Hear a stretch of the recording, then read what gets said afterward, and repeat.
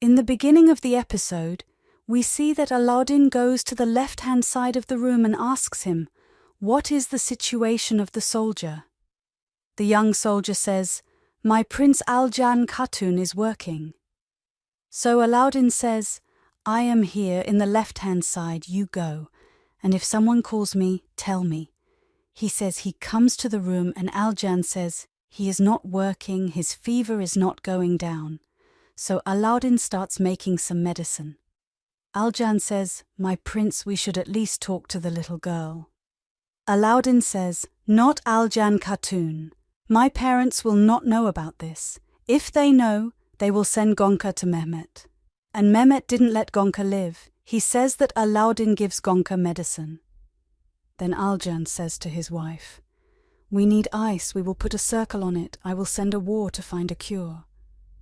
At this moment, Ghazi comes outside the room and trying to open the door, he says, "Amma, this is me." Listening to his voice, Alauddin stands behind the door.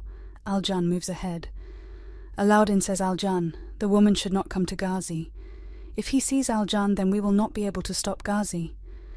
The outside Ghazi is continuously saying, "Amma, this is me, this is me. Why is the door stuck, my God?" he says. He turns around and they both breathe dry in the room, and Alauddin leaves the room. The viewers see that Imran is telling his commander about his promise. Alauddin is not dead, right? Usman will be suspicious, and we will meet very soon, but I will be the one to draw the line in this meeting. I will kill the beautiful daughter of the emperor, Princess Maria, and blame it on Usman. A commander asks, "What do you think of Tajuddin Noyan?" What Ibn Imran Tejgan says, "Shamshah will fight against the Ottoman Empire who killed his daughter and against the Mongols who failed to protect her. I will be the only Ukmaran on these lands during this journey." Then he stands up and says, "You will become a slave of this power." Benjamin Daniel, "Have you laid a trap on the road?" Both of them agree to this. Then Imran Tejgan asks Levi, "Are the army ready to destroy the Mongolian caravan going to the corner of Levi?" Then Levi says, "They are ready, sir." At this moment, Uluya comes there and says, "Imran Tejgan, do you think you have won? We have been losing for a long time. The governor of Rome is paying tax to a Turk. One of the presidents of the Ottoman Empire is coming to take tax, who is sitting on his throne and says, this time he will not take tax, but will come to give his life." After hearing this, Ulyuja says, "Beware, Imran Tejgan. If you harm the men of Uthman, then he will attack you with all his might." So Imran Tejgan stands up and says, "The emperor sent me here to finish off Uthman. I will separate him from his own and pull him towards me alone, and I will destroy him with just one attack. Benjamin, Daniel, and Levi, we are going." While saying this, Ulyuja asks, "Where are you going?"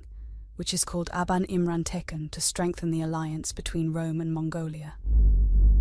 There, Tajuddin Noyan Mehmet and his brothers go to the cold market, while Orhan Elcham Khatun, Aisha Khatun, Gundus Sahib, and Usman Sahib are present with the base of the Tajuddin. Noyan Mehmet enters the tent with his soldiers. As the door of the tent closes, Usman comes in front of his soldiers and says, "Tajuddin Noyan, welcome." Usman's voice is shocked by Tajuddin Noyan and says, "You say that this is the eye in exchange for the eye. Okay, Mr. Usman." Mr. Usman says, "Not yet. The account has not been finished yet." Hearing this, Mehmet asks Mr. Usman, "Mr. Usman, what are you saying? I have called you here for a solution, and you're talking about the book of accounts. The answer is, the right is with the respected, not with the coward, like him." Then he says to Tajuddin Noyan, "So you wanted to kill me, and you used Mehmet for this, but I knew this." Tajuddin Noyan says to Mehmet Sadar, "Usman is right. My intention was to kill you and save your people. He is the leader of the rebels." So Usman says, "No, you wanted to kill me, and for this you tried to take advantage of Mehmet, and you should have created a rivalry between brothers. But I had already sent the news to Jangjun. I asked my son-in-law, Tajuddin Noyan."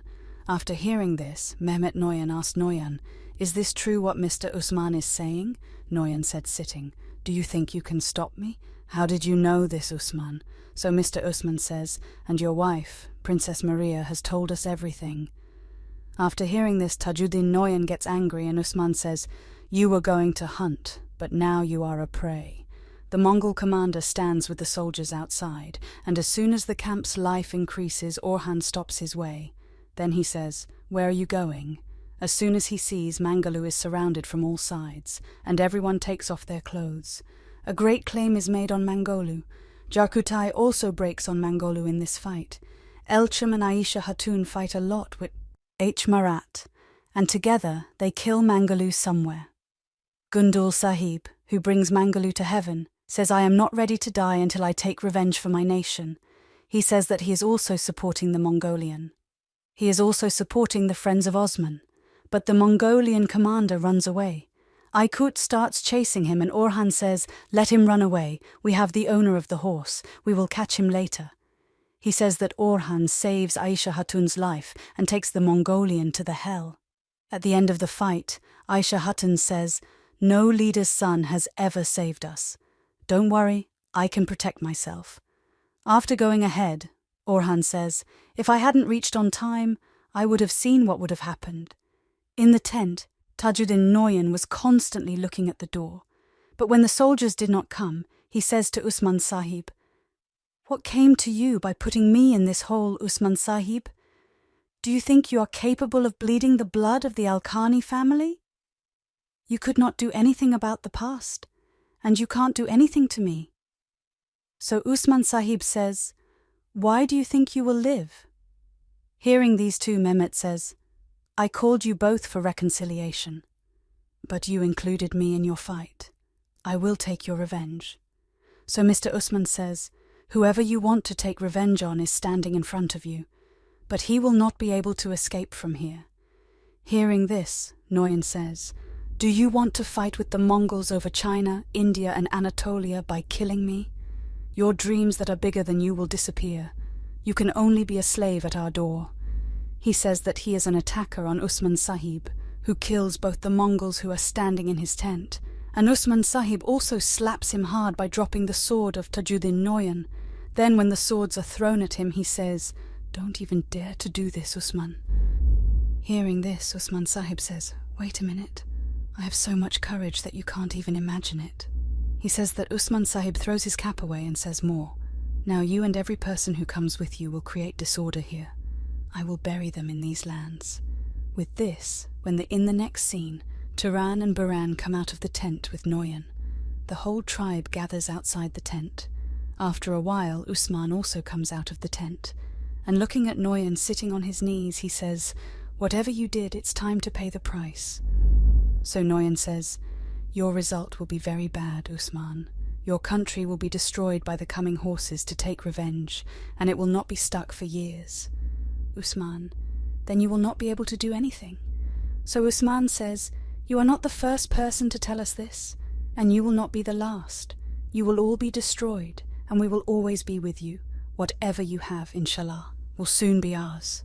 Your Jaber empire will soon be destroyed,